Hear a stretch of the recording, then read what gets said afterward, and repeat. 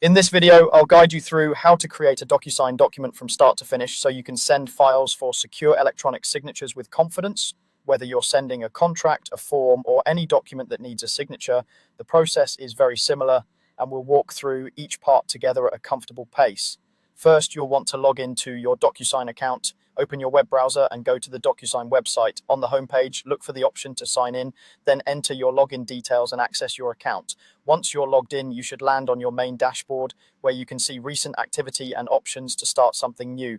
If you have multiple accounts or roles, make sure you're in the correct account before moving on so your document is sent from the right place. Now, let's start creating the document you want to send. On the dashboard, look for the New button, usually near the top of the page. Click New, and from the menu that appears, choose Send an Envelope. Think of an envelope in Docusign as a container that holds your documents, your recipients, and all the signing instructions. This is where everything for this signing process comes together. Next, you'll upload the document you want signed.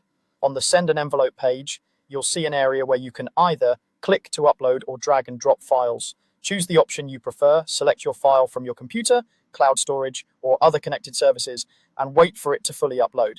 If you need more than one document in the same signing process, you can add multiple files here and arrange them in the order you want them to appear to your recipients. Once your document is added, it's time to add your recipients. Look for the recipients section where you can type in the email addresses of the people who need to receive and sign the document.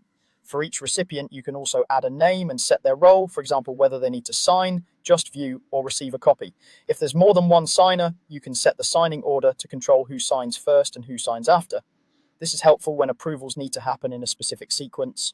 After you've added your recipients, you'll move on to placing the fields that they will interact with. Click the option to add fields, which will open the document in a tagging or editing view.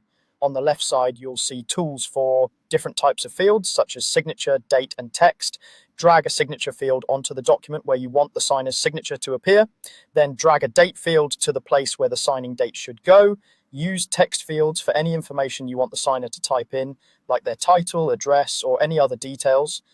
Be sure to assign each field to the correct recipient so Docusign knows who needs to fill out which part. When all of your fields are in place, take a moment to review your document carefully. Check that the right files are attached, that all recipients are correct, and that the fields are properly positioned and assigned.